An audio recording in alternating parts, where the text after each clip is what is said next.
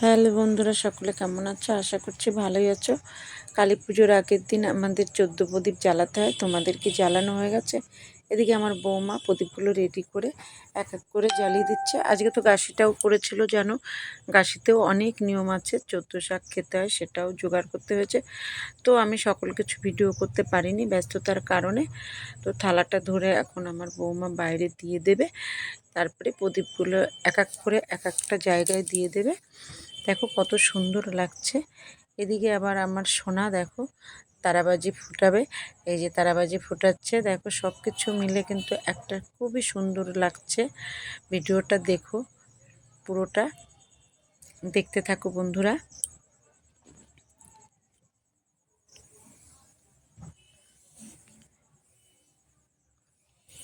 এই যে এক এক করে প্রদীপগুলো এক একটা জায়গায় দিয়ে দিল।